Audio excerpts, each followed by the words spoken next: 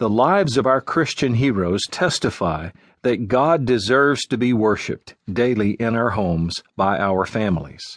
For instance, we know that the first generations of Christians consistently worshiped God as families.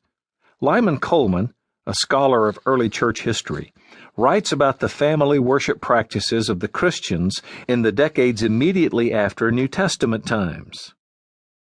At an early hour in the morning, the family was assembled, and a portion of Scripture was read from the Old Testament, which was followed by a hymn and a prayer, in which thanks were offered up to the Almighty for preserving them during the silent watches of the night, and for His goodness in permitting them to meet in health of body and soundness of mind, and at the same time His grace was implored to defend them amid the dangers and temptations of the day, to make them faithful to every duty, and enable them in all respects to walk worthy of their Christian vocation.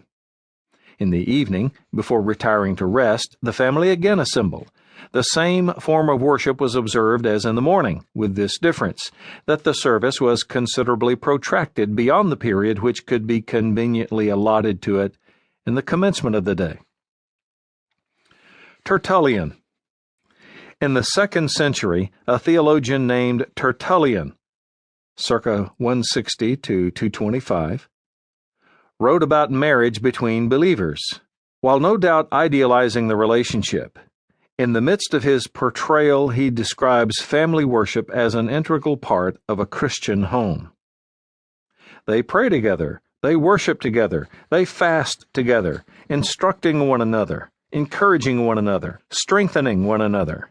Psalms and hymns they sing to one another, striving to see which one of them will chant more beautifully the praises of their Lord. Hearing and seeing this, Christ rejoices. John Chrysostom. Widely considered one of the greatest preachers in the history of the Church is the 4th century Archbishop of Constantinople, John Chrysostom, circa 349 to 407. Historian Philip Schaff says that Chrysostom, quote, urged that every house should be church, and every head of a family a spiritual shepherd, remembering the account he must give even for his children, close quote. Martin Luther. As individual access to the Bible became increasingly rare and expensive, and with the progressively more hierarchical clergy, family worship generally declined into dust from about this point in Christian history until the Reformation. But when the Bible re-entered the house, so did family worship. By the time of Martin Luther, 1483 to 1546, the trend began to reverse, and the windows of a recovery of family worship were thrown open. Luther preached almost every day, pastored a church, and wrote massive amounts of theology and Bible commentary.